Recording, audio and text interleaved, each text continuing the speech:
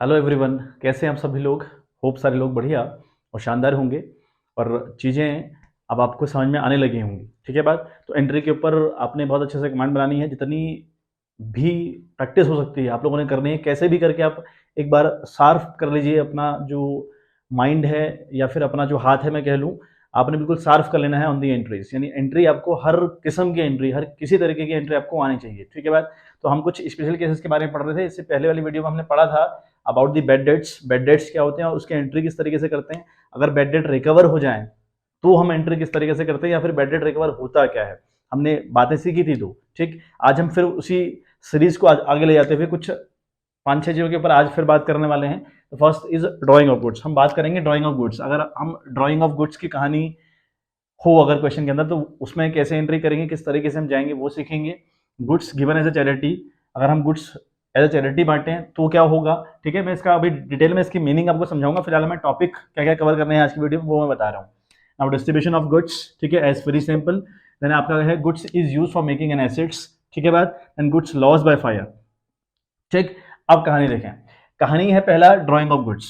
ठीक, पहली कहानी हमारी है ड्राइंग ऑफ गुड्स। अब हम सारे लोग ड्राइंग वर्ड से फेमिलियर हैं, यानी जो ड्राइंग वर्ड है बच्चों वो आपको अच्छे से पता है कि भाई ड्राइंग क्या होती है। ड्राइंग का मतलब है अगर कंपनी का मालिक, अगर कंपनी का ओनर फॉर्म से अपने यूज के लिए पैसा निकाले, उसे हम ड्राइंग कह रहे थे, आज तक कह रहे थे। If amount withdrawn by the proprietor for his or her personal use then it will be called drawing. ठीक बात। अब अभी तक हमने देखा था कि ड्राइंग सिर्फ कैश की करी जा रही थी।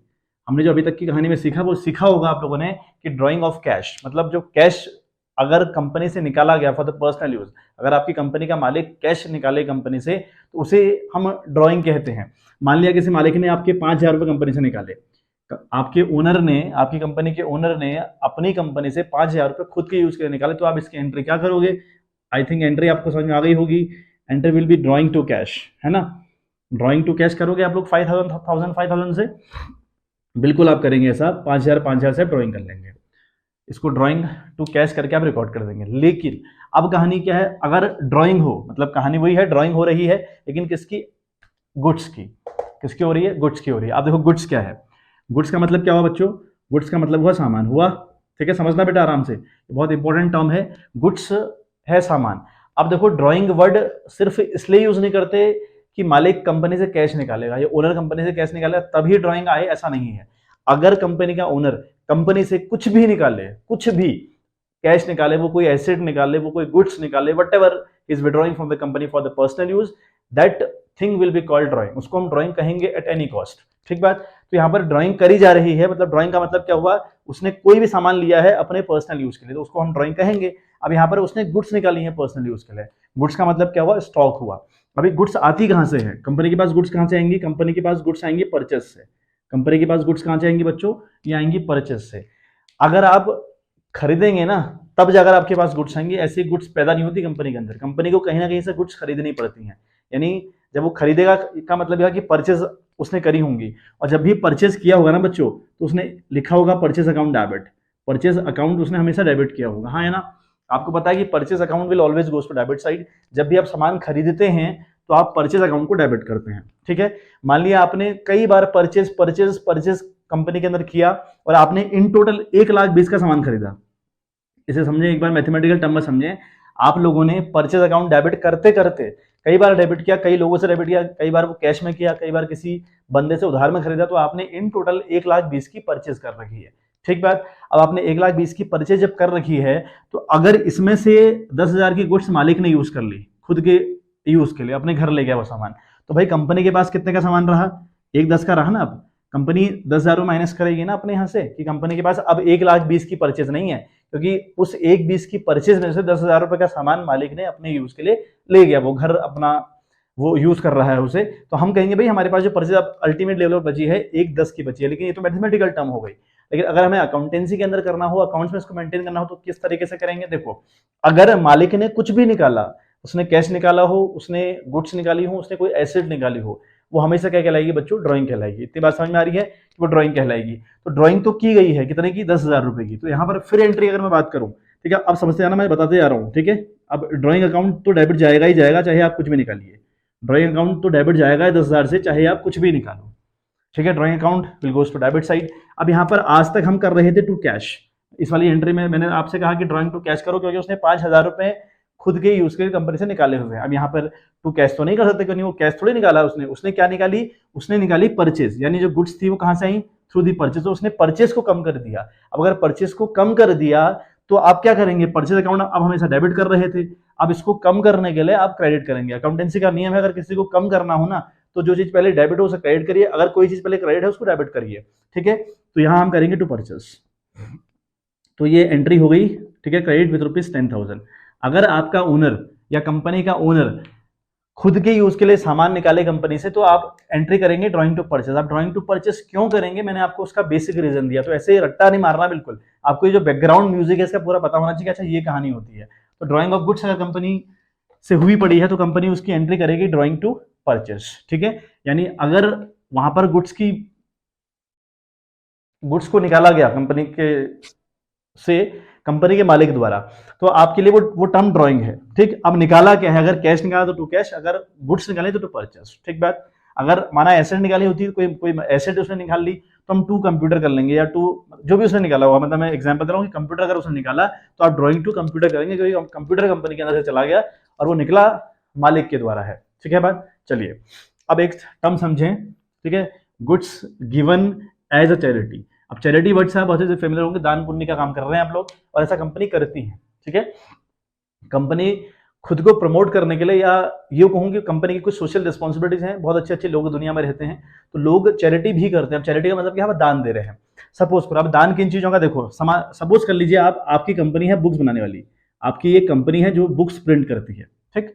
आपकी कंपनी है, मान लिया आपने कंपनी खोल रखी है और वो कंपनी बुक्स प्रिंट करती है, तो आपको लगा यार बुक्स हम बेच तो रहे ही हैं, तो आपको लगा कुछ गवर्नमेंट स्कूल्स हैं जहाँ पर बच्चों को नीड है, बहुत बहुत सारे ऐसे डिप्राइव्ड सोसाइटी हमारे इर्द गिर्द रहती है जहाँ पर वाकई में जरूरत है, चीजें अवेलेबल हो नहीं पाती हैं, तो कंपनीज कुछ करती हैं। वो करती क्या है, वो स्कूल गए, स्कूल में उन्होंने क्या कर दिया, बुक्स फ्री में बांटनी चालू कर दी, ठीक है। मतलब किसी 2-4 स्कूल जाके कुछ बुक्स उन्होंने फ्री में बांट दी। या ऐसा मान लो कि आप बना रहे हो बैग, मान लिया आप बैग बनाते हो, है ना, बैग वाली कंपनी आपकी, आप बैग मैन्युफैक्चर करते हो, तो जो बैग आपने बनाए हैं, आपको लगा यार कुछ लोगों को नीड है, आपने बैग बांट दिए। मान लिया आप कंबल बनाते हो, तो आपने देखा कि जाड़ू वाले सीजन में बहुत सारे लोग रोड के किनारे बैठे हुए हैं, आप गए, आपने वो कंबल फ्री में बांटना चालू कर दिया, तो आपने वो जो फ्री में चीजें बांटी अपनी, उसको हम कहते हैं goods given as a charity. आपने चैरिटी के तौर पर गुड्स दी हैं, ठीक बात। अब सिंपल सी बात याद रखनी कि गुड्स जो है वो आती कहां से हैं, वो आती हैं परचेज से। जो आपके पास गुड्स आती है ना बच्चों, वो आती कहां से हैं, वो थ्रू दी परचेज आती हैं, ठीक है।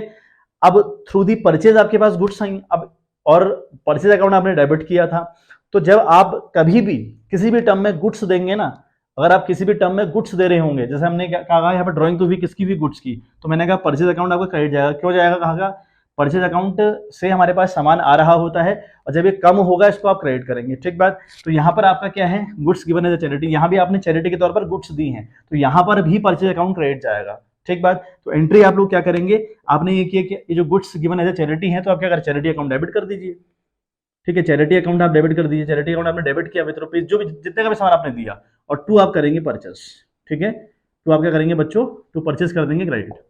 समझ में आ रही बात। तो आपने सिंपल सी बात ये सीखनी है कि जब भी आप गुड्स दें अपनी कंपनी से, जब भी आप गुड्स दें किसी को, चाहे वो एज अ ड्राइंग दें, एज अ चैरिटी दें, एज अ फ्री सैंपल दें, वट एवर जो भी कर रहे हैं, हमेशा परचेज अकाउंट क्रेडिट जाएगा, ठीक बात। अगला टर्म समझते हैं, यह है distribution of goods as free sample, ठीक है। ये क्या है, distribution of goods as free sample का मतलब क्या हुआ, देखो कई बार ना अपनी चीजों को प्रमोट करवाने के लिए, अपनी कंपनी की चीजों का एडवर्टीजमेंट करने के लिए हमको कुछ सैंपल फ्री में बांटने पड़ते हैं, ठीक है। जैसे आपने अक्सर स्कूल में देखा होगा, टीचर्स के बाद कई बार बुक्स होती हैं, है ना, उसमें लिखा रहता है स्पेसिमेन कॉपी, स्पेसिमेन कॉपी लिखा रहता है, और उसमें होता है कि नॉट फॉर सेल, ये सेल के लिए नहीं होती। कई बार दवाइयों में ऐसा होता है, तो कंपनी करती क्या है, जो चीज वो मैन्युफैक्चर करती है उसको वो एज अ फ्री सैंपल लोगों को बांट देती है, ताकि चीजें लोग कंज्यूम करें और फिर बताएं लोगों को कि भैया वो दवाई बहुत अच्छी है, वो किताब बहुत अच्छी है ना, वो इस कंपनी का ये प्रोडक्ट बहुत अच्छा है। तो कहीं ना कहीं आप एडवर्टीजमेंट कर रहे हैं अपनी कंपनी का, कहीं ना कहीं आप लोग डिस्ट्रीब्यूशन कर रहे हैं गुड्स का एज फ्री सैंपल, लेकिन अपनी कंपनी का एडवर्टीजमेंट कर रहे हैं। तो यहाँ पर आपका देखो फिर है गुड्स, फिर कंपनी से गुड्स गई हैं, तो परचेज अकाउंट क्या जाएगा बच्चों, क्रेडिट जाएगा। आपने सिंपल सा टर्म याद रखना कि जब भी गुड्स जाए कंपनी से, तो उन्होंने परचेज को क्रेडिट करना ही करना है। तो ये करा क्या आपने, एग्जैक्ट लेवल पर हुआ क्या है, आपने अपनी कंपनी का एडवर्टाइजमेंट करवाया है, एडवर्टाइजमेंट आपने करवाया है, ठीक है। तो ये एडवर्टाइजमेंट अकाउंट आप डेबिट करेंगे, advertisement account debit to purchase, ठीक है, advertisement account debit to purchase account, ये आप लोग एंट्री करेंगे। ठीक है, आई होप आपको समझ में आ रहा होगा, कहानी अब समझ में आ रही होगी। अब देखो लास्ट टाइम हमारे पास है goods is used for making an assets, ठीक है, गुड्स यूज करी गई फॉर मेकिंग एन एसेट्स, मतलब क्या हुआ इसका, ठीक है, देखो समझे हम, goods is use for making an assets. देखो सपोज करो आपका धंधा है वुड का, आप लकड़ी का व्यापार करते हैं, आप सपोज करो कि आप लकड़ी खरीदना और बेचने का काम करते हैं, ठीक है, तो लकड़ी आपके लिए गुड्स है ना, जो कंप्यूटर का व्यापार कर रहा है उसके लिए कंप्यूटर गुड्स है, ठीक है, जैसा भी व्यापार आपका होगा या जैसा बिजनेस आपका होगा, that term will be call your goods. अब यहाँ पर आप क्या कर रहे हैं, आपने वुड से एक कंपनी के लिए फर्नीचर बनवा दिया, सपोज करो आप, हाँ, मतलब ऐसा नहीं करा कि आपने गुड्स वुड खरीदी फिर फर्नीचर बनाया, ये नहीं कह रहा हूं मैं, यहां पर यह है कि आप वुड का व्यापार करते हो, ऐसा लोग करते हैं भाई, मैंने जब अपना घर बनाया होगा तो मैंने भी पहले वुड खरीदी होंगी, लकड़ियां खरीदी होंगी, फिर दरवाजे बनवाए होंगे, वो एक अलग टर्म है, मैं कंपनी के टर्म में बात कर रहा हूं, तो कंफ्यूज मत होइएगा।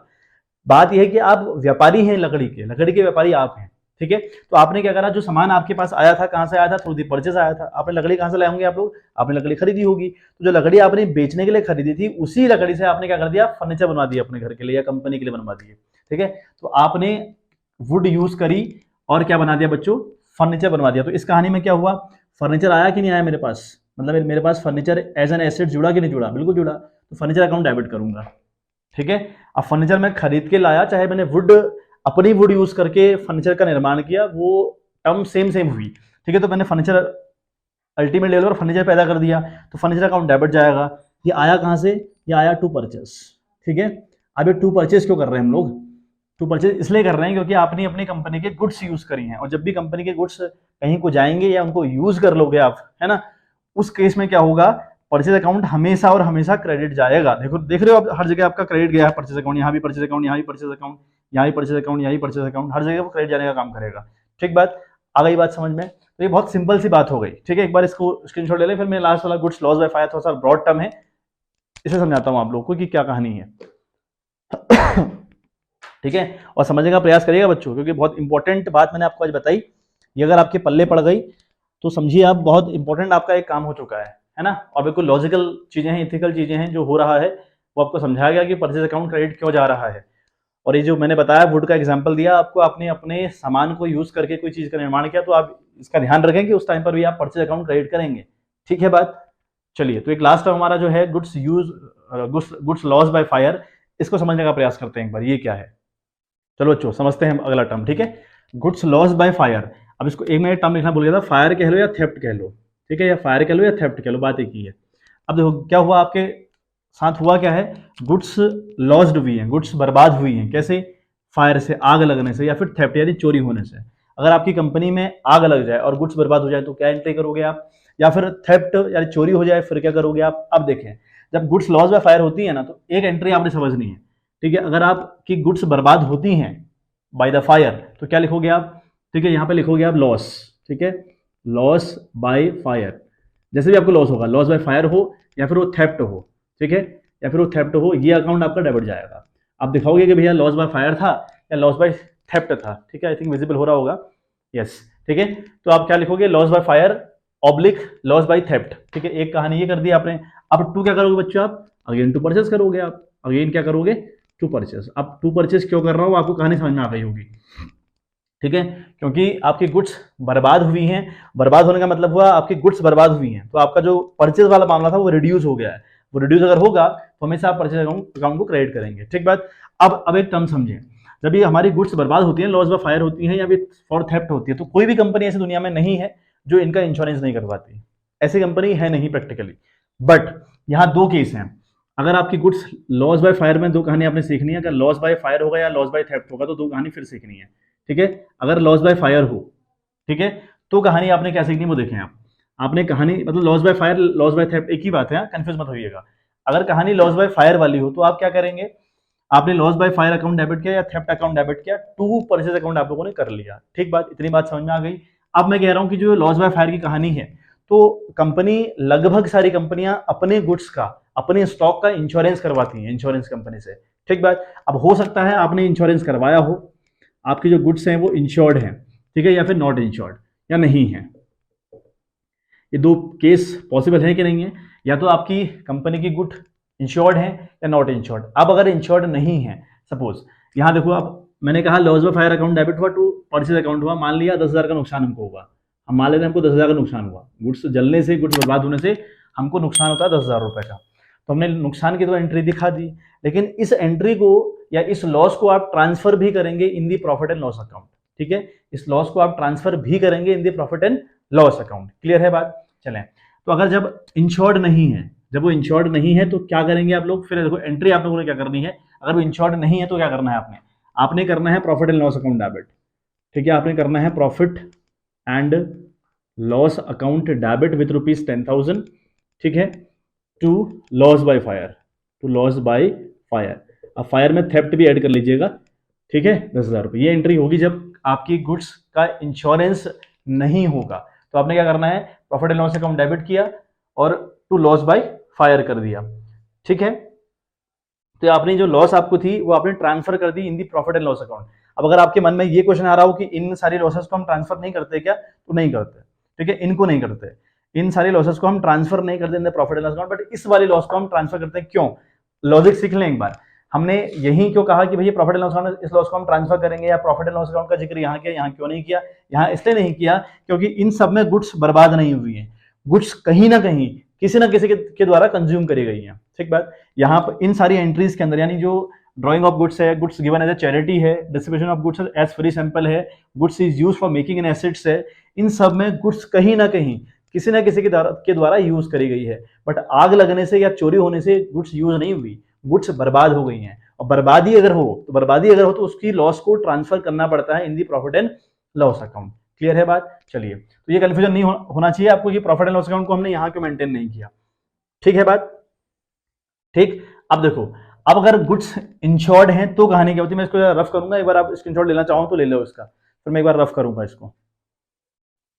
देखिए बच्चों, अब देखो, हमने कहानी सीखी लॉस बाय फायर में किस तरीके से हम एंट्री करेंगे, और अगर गुड्स इंश्योर्ड नहीं हुई तो हम एंट्री क्या करेंगे, profit and loss account debit with ₹10,000 to loss by fire with ₹10,000। ठीक, अब यहाँ प्रॉफिट एंड लॉस अकाउंट का जिक्र क्यों किया, मैंने आपको उसका रीजन दे दिया। नाउ अब हम सीखते हैं, जब गुड्स इंश्योर्ड हो, जब गुड्स का इंश्योरेंस रहता है कंपनी से, कंपनी उसका इंश्योरेंस करवाती है। अब देखो, जब कंपनी ने इंश्योरेंस करवाया ना, तो हो सकता है कंपनी का इंश्योरेंस कंपनी के साथ एक टर्म बना हो। कैसा टर्म?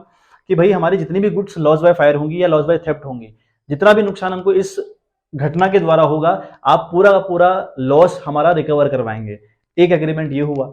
एक एग्रीमेंट हुआ कि कुछ पार्ट आप रिकवर करवाएंगे, कुछ हम झेलेंगे। बिल्कुल हो सकता है, ऐसा नहीं हो सकता।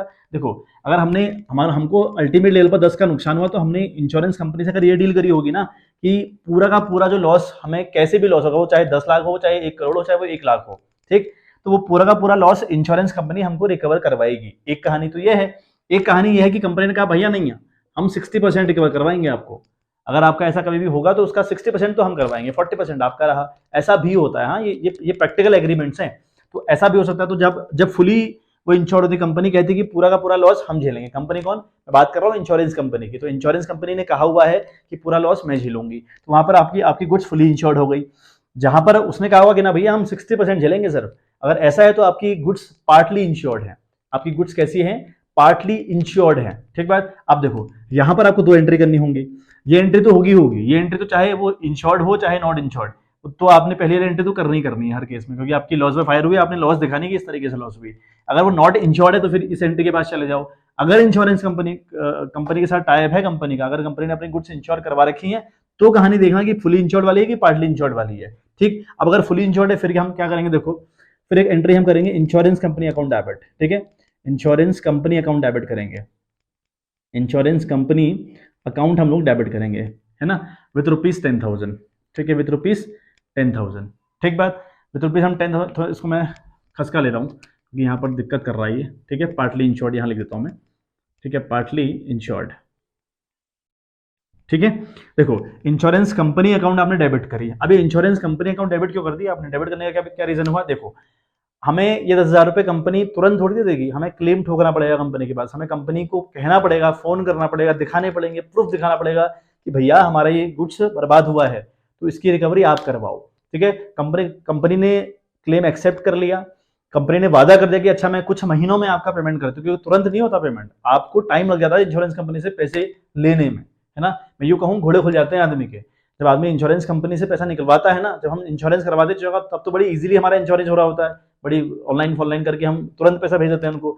लेकिन जब इंश्योरेंस लेना हो ना, वो लोग घोड़े खोल देते हैं, इतनी सारी कार्रवाइयां वो लोग करते हैं। ठीक है, तो हमने उनको सारा फोन करके वेरीफाई करवा दिया, तो उन्होंने कहा कि अच्छा हम दे देंगे। अब दे देंगे कहा इंश्योरेंस कंपनी ने, और अगर दे देंगे तो श्योर हुआ कि भाई वहां से पैसा आएगा, फ्यूचर में आएगा। अब जो पैसा फ्यूचर में आएगा वो मेरी एसेट्स हुई मेरी एसेट्स, और assets always having debit balances, इसलिए इंश्योरेंस कंपनी को डेबिट किया हुआ है। ठीक बात, चलिए टू किया मैंने, to loss by fire, to loss by fire account मैंने क्रेडिट कर दिया। ठीक है, विद ₹10,000।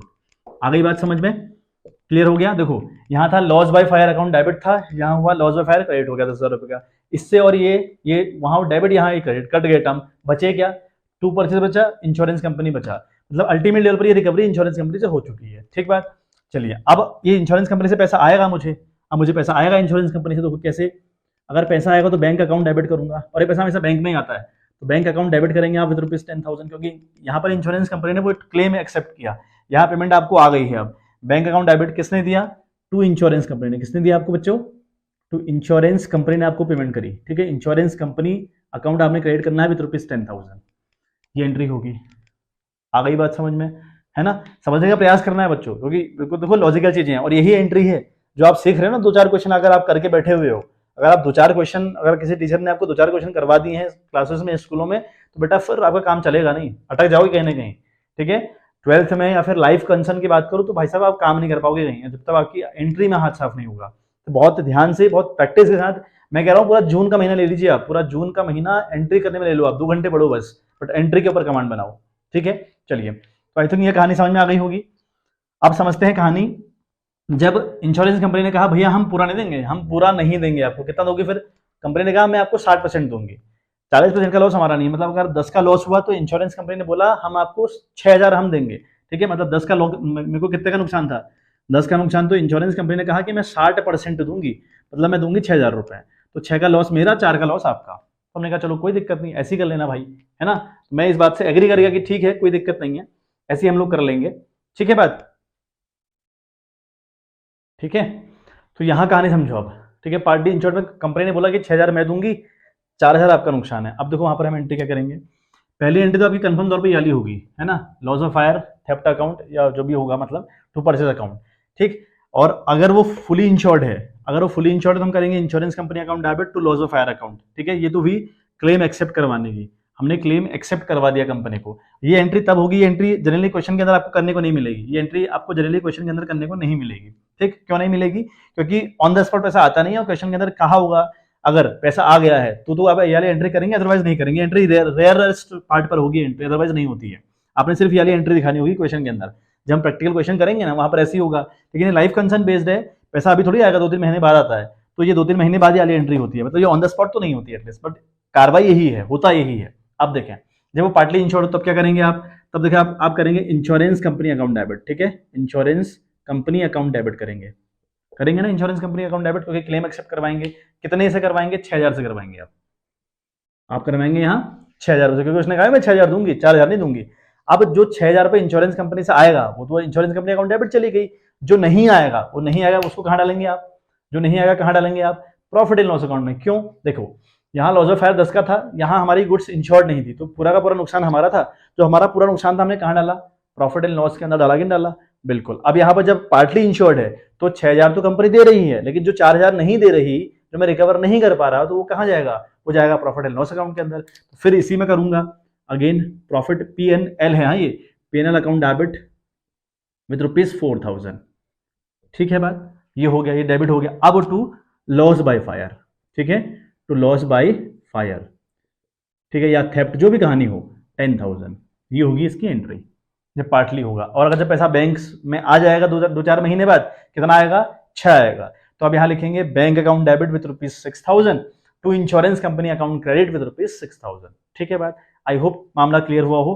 तो ये कहानी, ये चार्ट अच्छे से कहीं पर नोट्स के तौर पर रख लीजिए, बना लीजिए, बहुत इंपॉर्टेंट कॉन्सेप्ट है, समझ में चीजें तब आएंगी जब आपको ये पूरा पूरा चार्ट आएगा। ठीक है, तो एक बार स्क्रीनशॉट ले लें जैसा भी आप लोग कर रहे हो। 2 मिनट के लिए मैं बोर्ड से हट गया हूँ, और क्वेश्चन इसके ऊपर हम लोग कल करेंगे, क्योंकि आज क्वेश्चन करना पॉसिबल नहीं है, क्योंकि 25 मिनट की ऑलरेडी वीडियो हो चुकी है। तो अगर मैं कराने बैठूंगा तो शायद फिर वो 50 मिनट चली जाएगी।